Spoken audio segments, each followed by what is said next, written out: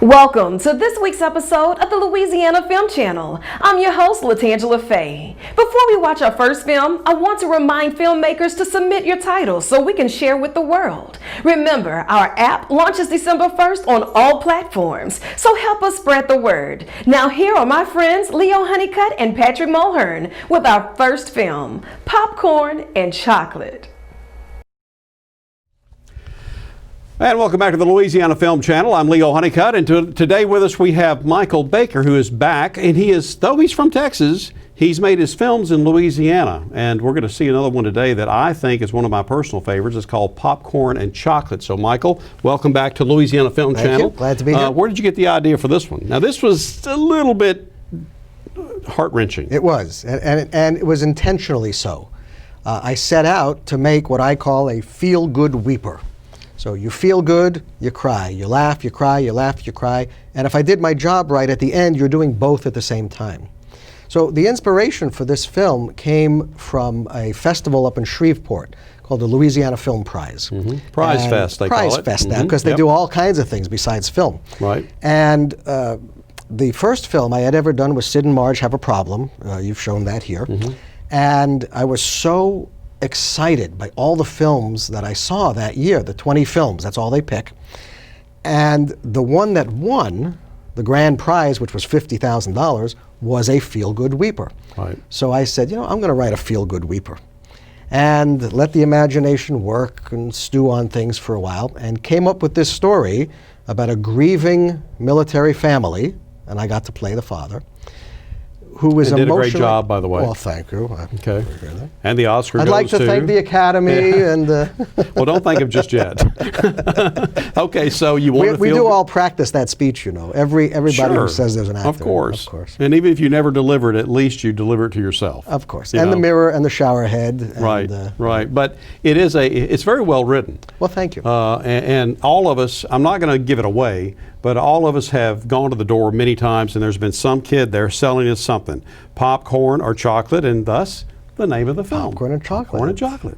And so I love the way that she just like gives that spiel, and she doesn't give you time to get a word in edgewise and say, no, leave. And she doesn't make change. And she doesn't know. Doesn't make change. I mean, she hits wow, for a lot of $50. money. That's Yeah. great. Here's the whole bag. Right, Thank you. right.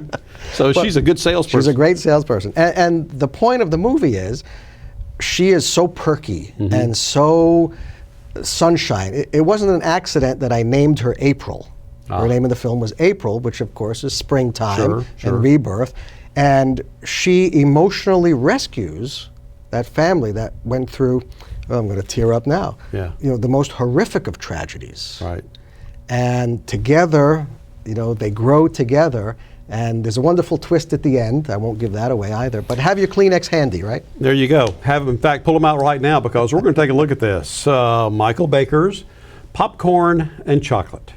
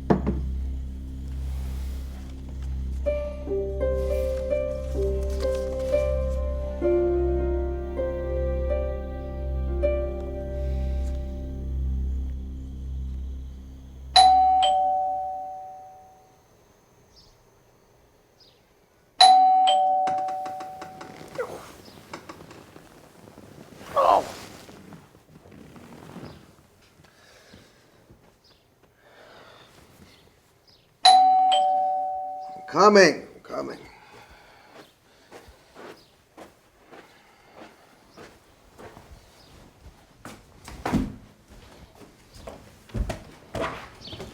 Hi, my name is April. I'm with Clarkson Middle School Band, and we're selling popcorn to help raise money for it.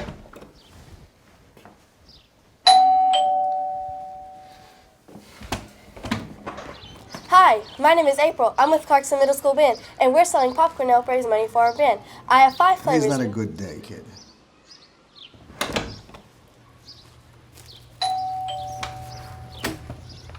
I'm not getting rid of you, am I? Are you okay? You don't look so good, mister. What are you, a doctor? No, my name is April. I'm with Clarkson Middle School Band, and we're selling popcorn to help raise money for our band. I have 5 flavors: vanilla, cheese, jalapeno, cotton candy. Okay, just slow down a minute. Eddie, who's at the door? There's some kid from Clarkson, and she's selling popcorn. Popcorn. I have 5 flavors: vanilla. How much are they?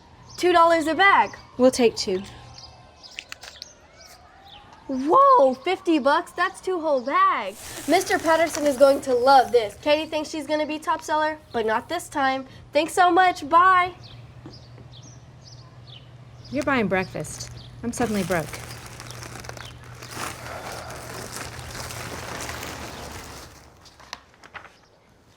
Any word from the Army on that thing? Emails? Nothing yet. How long does this take? It's been 2 weeks. It's the Army, you know. I just want his stuff back. It has a long way to travel. I'll get it.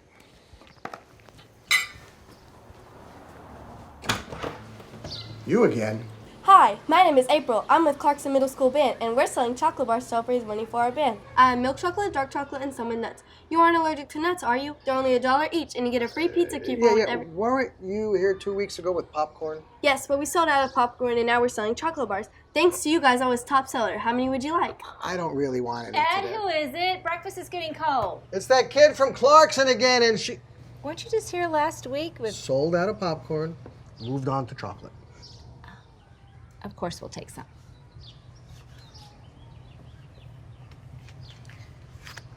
We'll take 1.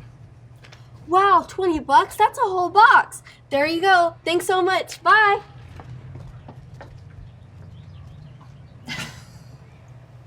What are we gonna do with all this stuff?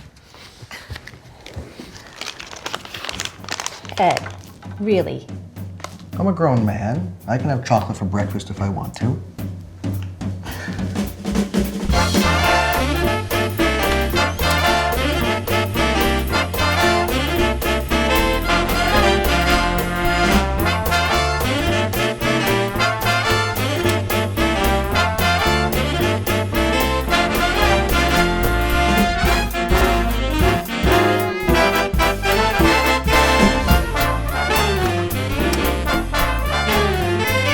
Ed, it's for you.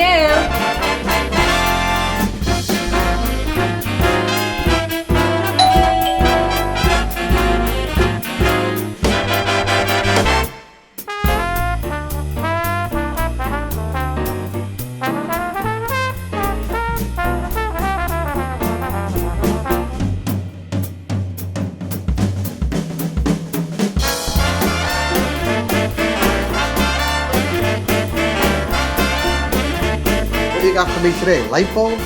Soap? Mr. Edwin Craig? Yes. Mrs. Craig? Yes. First Sergeant Ramos, United States Army Gold Star Division. May I come in? Yes, of course. Please.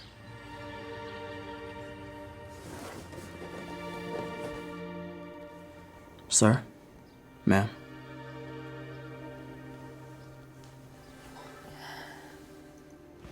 On behalf of the United States Army, I'd like to offer my condolences for your loss. We know that there's no substitute for your son. Please allow me to present you with this Gold Star lapel pins.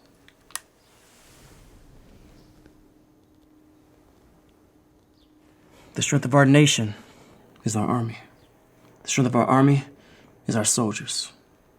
And the strength of our soldiers is our families. The Army recognizes that no one has given more to this nation than the families of the fallen. Who's that? I don't know.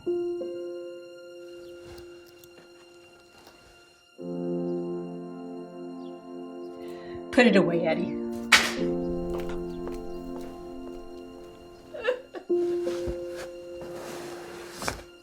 I saw this movie, this video online. It's about these two old people in bed, and one of them is a. Do you think Is it that's her? her? It's her. It has to be April. April, what do you got for us this time? Dog biscuits, bird seed, what? Nothing this time, Mr. Craig. Our band is having a concert on Sunday, and we'd really love for you to come. Mr. Patterson wants to meet everyone that kept buying our stuff. Can you come? My mom will be there, and I'm playing a solo for the band. Please say yes, okay? We'll try to come. Great. I'll see you there. Bye.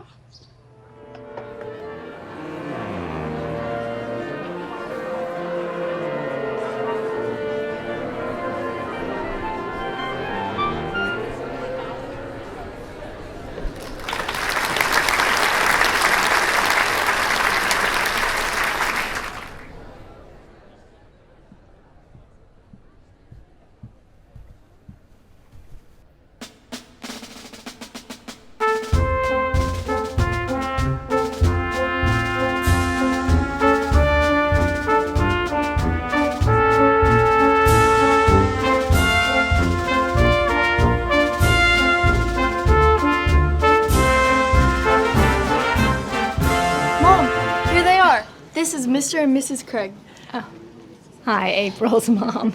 I'm Julie. Catherine Ross, it's a pleasure to meet you. Ed Craig, so nice to meet you, man. Is this your first time at Clarkson? No. No, we've been here many times. Did your children go here? Our son went to Clarkson. Seems like a lifetime ago now. He played in the band, too. I completely understand. Would you like to get some coffee? We can talk. I would like that. Come over to our house? We have about a dozen cheesecakes we need to eat up. Yeah. We'd like that, huh? We'll follow you. Oh, believe me, April knows the way blindfolded by now. Come on. April's father, James, was a Marine. He served 2 tours in Afghanistan and was sent to Iraq as an advisor. He was playing soccer with some kids when he heard gunshots and saw jeeps rushing towards the market. James ran to the 2 kids in the street. He grabbed one under each arm, tossed him under the table before the bad guys opened fire. One bullet hit him in the head as the killers drove past. He was dead before they got him back to the base. Your father really died. A hero. So, how did you earn your pins? We really haven't haven't talked about it since the funeral. You know, the more you tell the story, the easier it becomes. It's almost like you're talking about someone else after a while. David always loved music. He started playing the trumpet at Clarkson, just like you did. He played all through high school and was thinking about going to college for music. But then he met an Army recruiter who told him that he could play for the Army bands before college. everything was fine. He was there for a few years. And then we got a phone call that he was going to be deployed to Afghanistan. Just a 6-month deployment. He said there was nothing to worry about, that it was just routine. He'd just stay on base, play for the brass. David and a few friends decided to go off base into a village. They got about a mile outside the gates when their Humvee hit an IED. They were killed instantly. At least your dad died a hero. No, everyone who serves over there is a hero, whether they carry a gun or a trumpet. Please excuse me for a moment.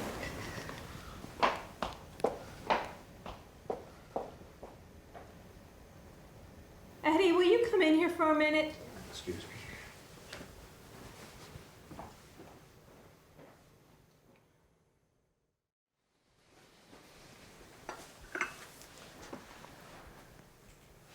That was a beautiful solo you played at the concert this afternoon.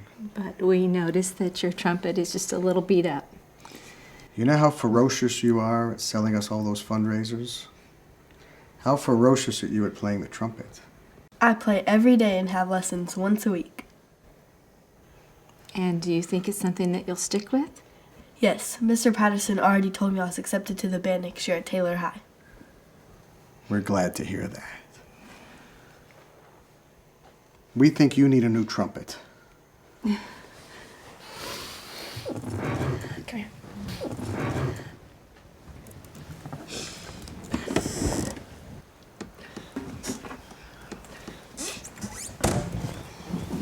April, this was David's army trumpet. And we want you to have it. Julie, that's very kind of you, but we can't take that. That's your memory of your son. Trumpets aren't meant to just gather dust in a case. So please, please take it. And every time you play it, you'll be keeping David's memory alive.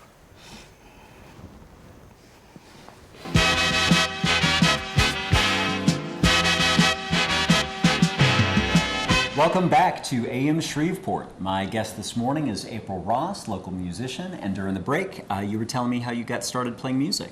Yes, I started playing the trumpet at Clarkson Middle School, and then I played throughout high school and then college, and then I went pro. Well, congratulations on the new album. I understand it's selling well. Remarkably well, yeah. Actually, we're getting some really good radio play. Excellent. So I see that you brought part of your band anyway, so can we hear a song? We'd love to. Great. This is Shreveport's own April Ross, cut from her new album. This is from my new album, Popcorn and Chocolate, and the song is called Remember David. 1, 2, 1, 2, 3.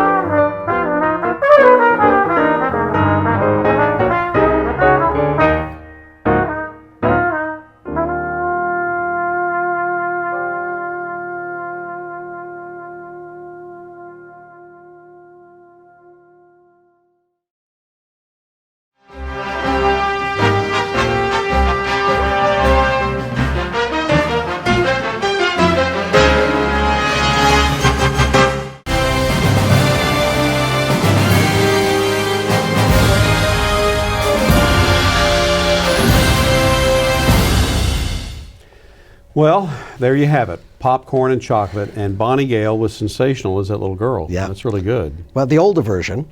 And then we had Frances Watson playing the younger version. Now, a lot of people think that was the same actress. I did. I thought, wow, would you wait 5 years and between film shots, the end? right? Yeah. No, two different actresses, and Bonnie came in to do that final scene and picked up the mannerisms and the look, and we had to make her hair the right color. But she was. Did she really play the trumpet, or was that movie magic? Movie magic. Yeah, Movie magic. I knew it. Well, all right. So the younger April was the one that spoke so fast. Yes. You know, she's just the kind that you have seen at the doorstep. It's like, I don't have time right now. Here's some money. Go away. And she just kept coming back. I mean, what a great little film and a great idea on your part. Well, thank you. Now, Catherine Hatcher was the director. She directed that one also. And the interesting fact about that one, one of the rules of this prize fest is that the film can't be longer than 15 minutes. Right. At 15:01, disqualified. Right. When we filmed it, it was a 6-day shoot, much different than Sid and Marge, which was 1 day in a bedroom. This had 7 And locations. this was shot in Shreveport. Shreveport also. Okay, right.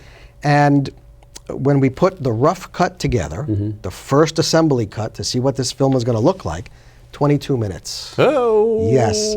So we had 7 minutes to trim down.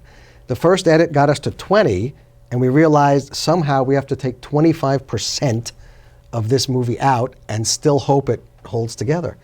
And that's where, you have a great editor Raul, he's the great, I call him the butcher of Texas. He's, The butcher. He was able to butcher it up The and put it butcher. back together.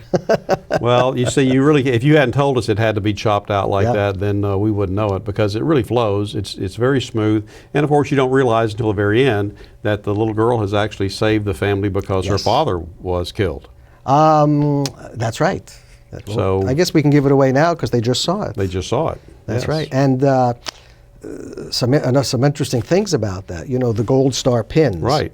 And when the mother, of the little girl reveals that she's wearing one, even now I'm getting emotional Yeah. because it's like, Oh. it's the club that nobody wants to join. That's right. You know? That's right. It's really it's a great film on your part for the idea and for writing the dialogue as true as you did. One thing I did have a question about was when you got a full detail of servicemen out there at a cemetery and the coffin and everything else. Is that all donated or did you have to pay for all that? I have to make a shout out to the Fort Polk, the Really? Army base. And, as a producer, you have to find locations. Sure. So I called around a few cemeteries up in the Shreveport area, and some said yes, some said no. And when one said yes, I said, okay, great. Now I need a military detail, Army. Well, there's no Army base in Shreveport, Right. the big Air Force base. So we thought National Guard, what are we going to do? And then somebody recommended down in Keithville, or up in Keithville from here, Right. the Northwest Louisiana Veterans Memorial Cemetery. So we went out there and toured it, and it's a stand-in for Arlington filmmakers. If you need a was local good. place that's a stand-in for Yeah. Arlington, and it's a beautiful, spiritual place, emotional. And the person who was running it invited us in. He says, you can film here. Do you need a military detail? I said, yes. So he put me in Well, touch. that was serendipitous. Magic. And he put me in touch with Fort Polk. And he said, it is Fort Polk, right? Yes. Yeah. And I called, and he said, oh, we love doing that. I have a military, I can send you the 10 guys, the bugler. Do you need a chaplain? Yes, we need a chaplain. Do you need a coffin? Yes. Send it all. What? And They sent the guns up too and did the salute? everything. And Wow. dress blues. Now, they Now all that's cooperation. You wouldn't get that in California. That's right, Louisiana. Wow. So we had no trouble bringing tears at that scene because it was so real. Yeah. And the soldiers did an incredible job. They, even though it was a movie, they took it so seriously. They all showed up in their BFDs, and I was thinking, I thought this was supposed to be, like an honor guard. Right. Every one of them had their uniform, the dress uniforms, in the garment bags. Wow. And steamed them. Wow. Before they came out, just for a little short film. And when we started doing it, they had Kimberly, my wife, and myself sitting down had no trouble bringing tears because it was so real. And we didn't put it in the film. We wanted to. But we had a whole bunch of extras behind us, local folks from the Keithville area, dressed for a funeral. And there was one lady dressed in this bright pink outfit. Wonderful. Had so much fun. We were laughing. She sat because it was very hot. When the guns went off, she screamed. She screamed, my Lloyd, I miss you, my Lloyd, and collapsed right there. And we're saying, what happened? The day before, we found out they put on a ceremony for her husband, who was a Korean veteran, who finally got his medals posthumously the day before, and they had the honor guard there. And when we shot the guns, she remembered it all. Oh my goodness. Yeah, it was so wonderful. Wow. And it was just so real. Well, it's amazing what you pull from to really bring that to reality. Yeah. Michael, thank you very much. Good to see you again. Appreciate it. Michael Good to see Baker. you again. And I love that. Thank Chocolate you. and popcorn. And I can't wait to see what our next film is going to be when you come back. And I hope that's soon. Thank you Hope very so. much. All right.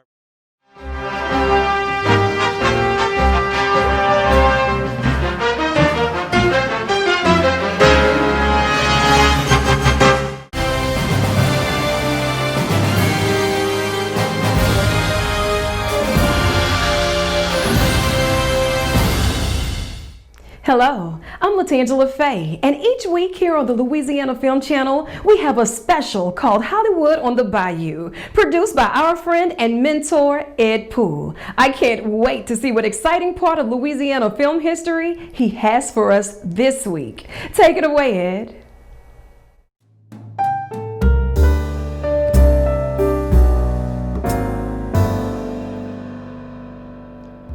Thanks, Latangela. I'm Ed Poole. For over 40 years, my wife and I have been collecting original Louisiana movie posters. Our collecting slowly evolved into becoming dealers, retail store owners, and finally into full-time international film accessory researchers. In 2010, while researching a Louisiana poster that we had acquired for our collection, we realized there was almost no documentation on the thousands of films that had been made here since 1898. That's when the first production company came to Louisiana. As collectors of Louisiana movie posters for over 40 years, Sue and I decided to use our personal collection to go on a quest to bring awareness to this problem. For Louisiana Film History Flashbacks, each week we would like to present an overview and behind-the-scenes glimpse of some films you may or may not have ever heard of, or didn't know they were made in Louisiana. For our first episode, or session number 1, we thought it was appropriate to present the 1969 film Number 1.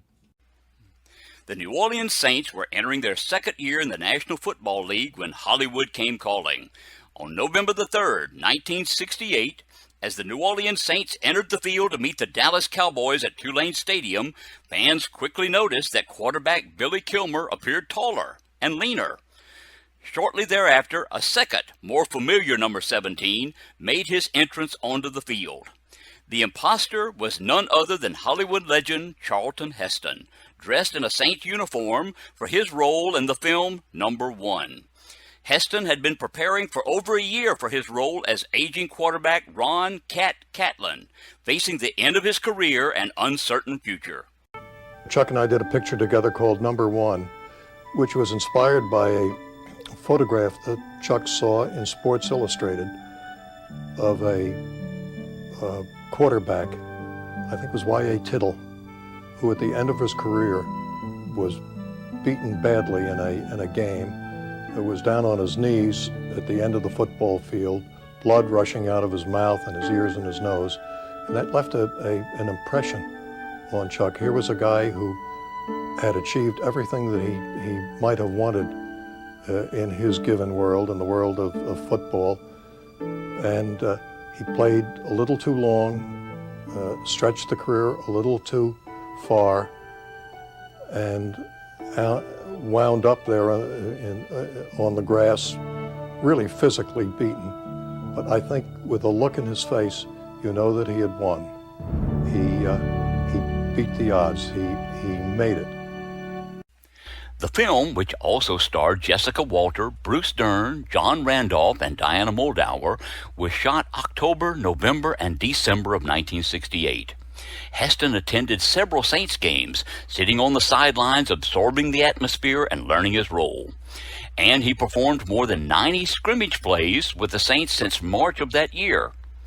The crowd scenes and distance shots of quarterback Billy Kilmer were filmed during several Saints games, including the Dallas game, where a record-breaking crowd of over 84,000 became part of the film. Susan happened to be at the game that day. It was the one and only time she was an extra in the movie. Luck was not with either quarterback that day, though. While rehearsing the night before the game, Heston encouraged the opposing team players to make the tackles look more authentic, resulting in Heston receiving a fractured rib. He had to be taped up for the scene shots for Sunday. And bad luck continued during the game when Kilmer fractured his ankle early in the second quarter. The Saints lost the game 17-3.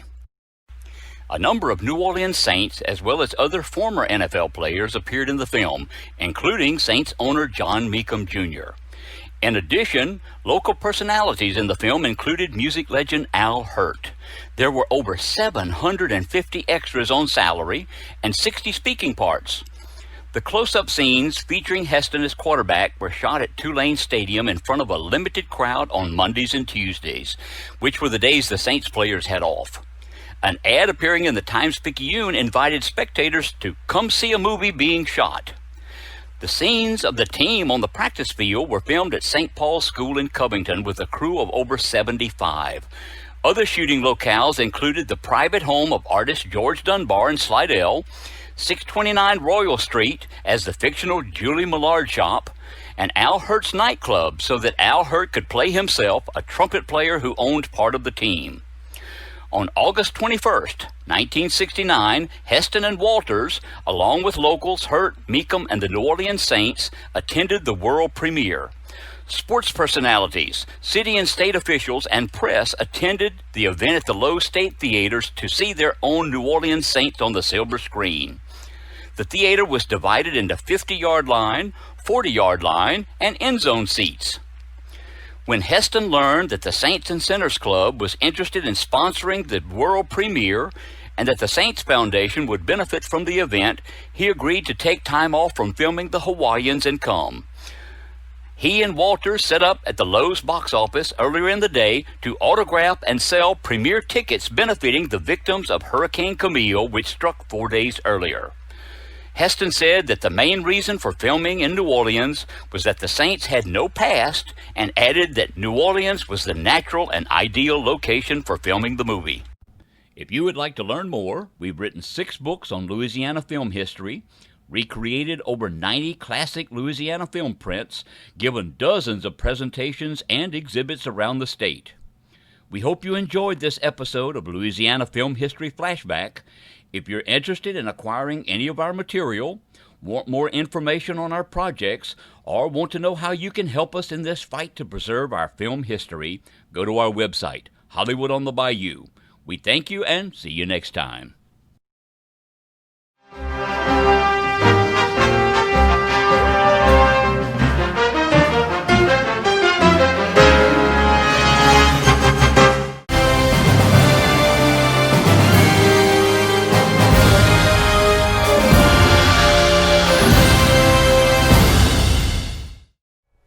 Hi, I'm Latangela Faye, host of the Louisiana Film Channel. The Louisiana Film Channel is a new app coming December 1st to all devices and showcasing Louisiana films, filmmakers, and our unique lifestyles. If you're a filmmaker, you can submit your titles by clicking Content Partner on our homepage. For Louisiana lovers across the globe, you can download the app starting December 1st and experience everything Louisiana, from gators to Mardi Gras, the music, food, and culture. Now here are my friends Patrick Mulhern and Leo Honeycutt with another great film called The Ballad of Rose May.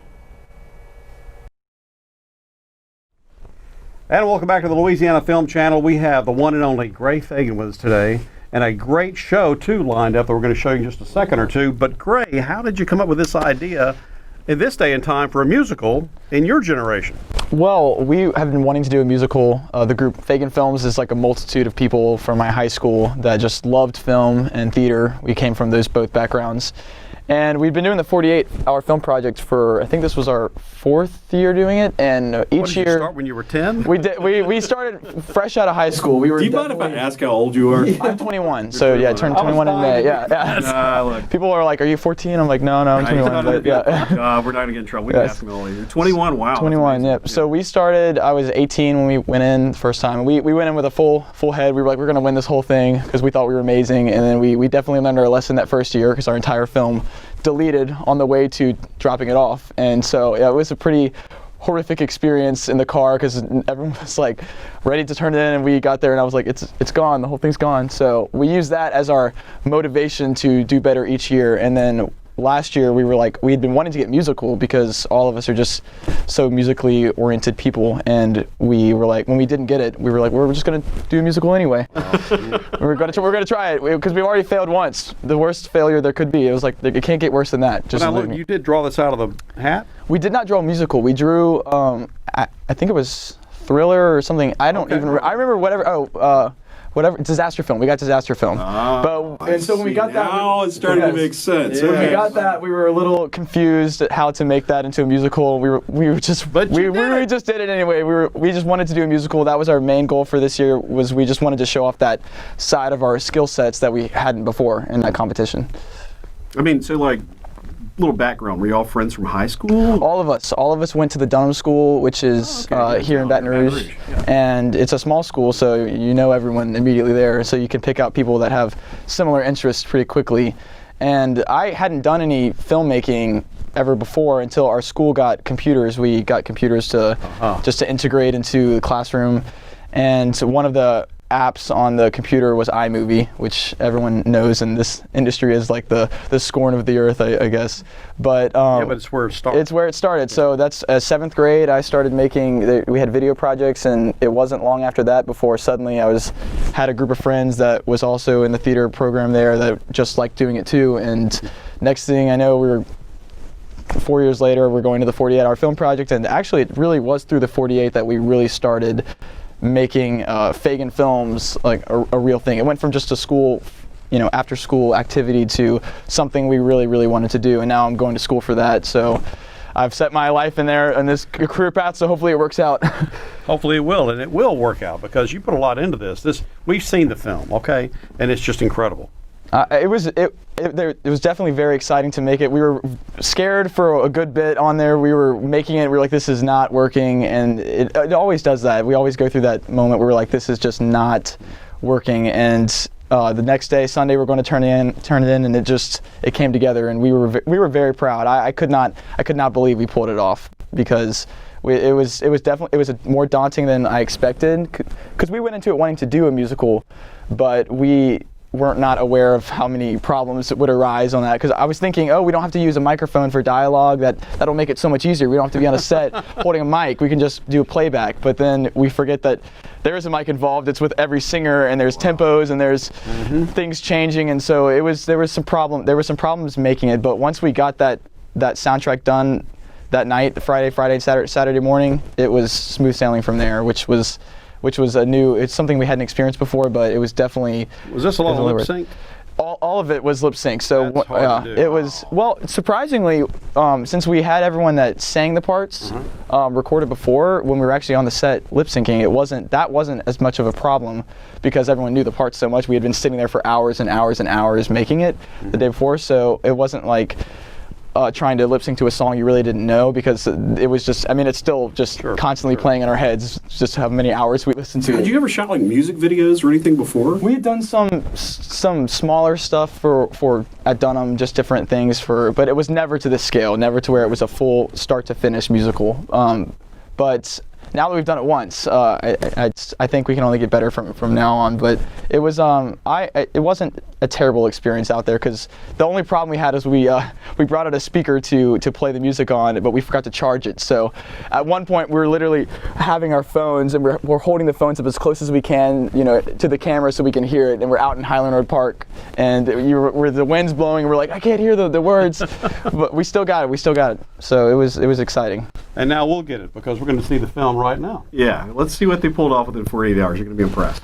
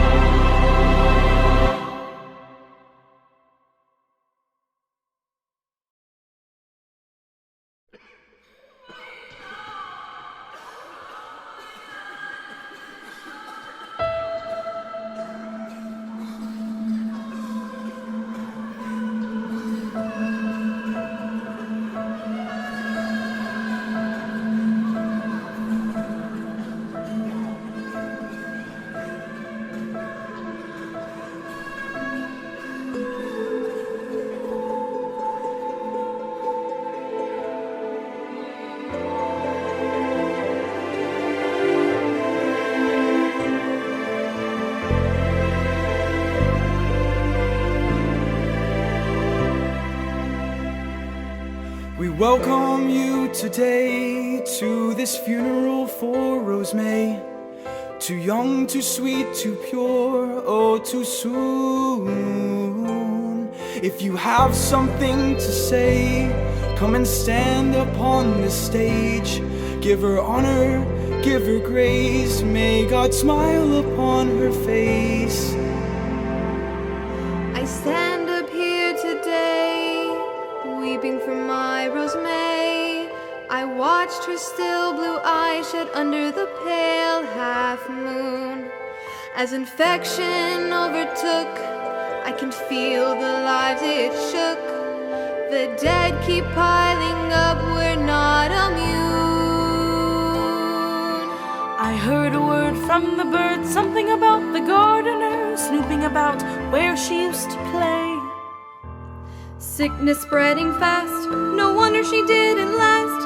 It seems it's all an area of gray. Really? I know what they think I'm the missing link. I assure you, this is not my crime. Rosemary was an innocent girl, deserving of the world. I promise that I have an alibi. I would lie inside that wooden box if it meant our Rosemary would wake up, take a breath, and see the light of day. But I would never lie, I was nowhere near the day that she died. I saw her father walking with her that afternoon. I didn't see her coughing, and yet she met her doom. Such a tragic tale, the story would derail any man, husband or father. How was he sane? That wife upon his arm, let's hope she's safe from harm. If not, he'll get a third wife anyways.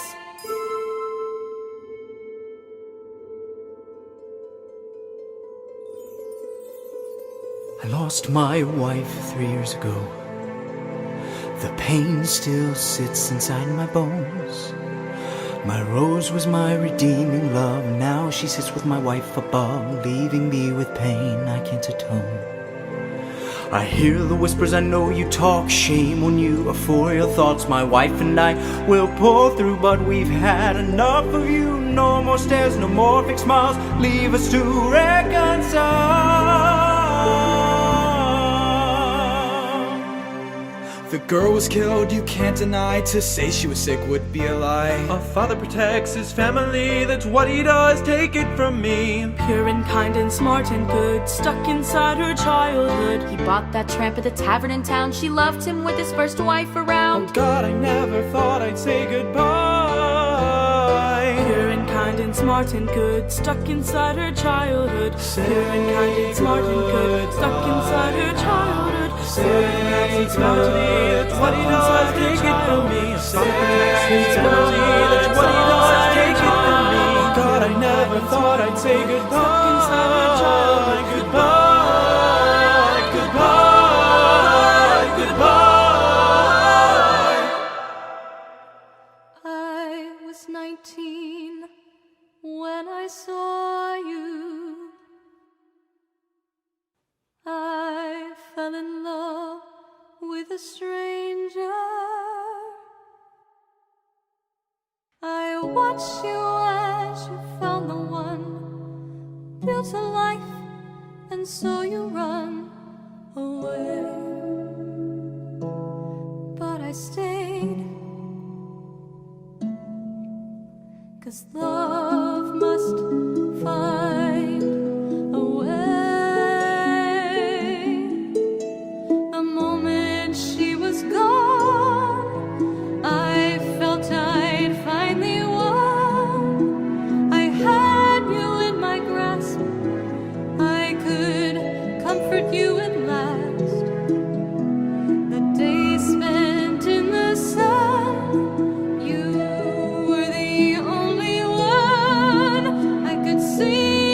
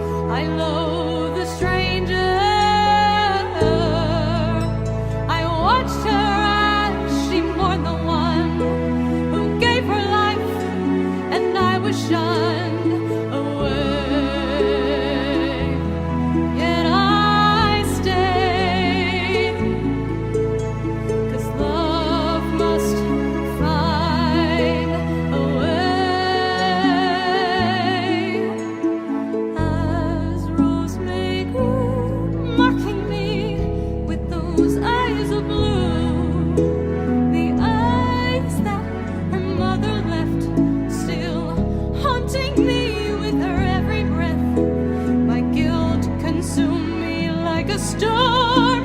My rose was no flower, but a thorn. I couldn't love her, and I wouldn't try. All I knew was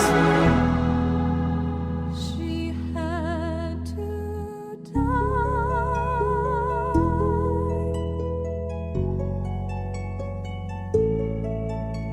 'Cause love must find a way.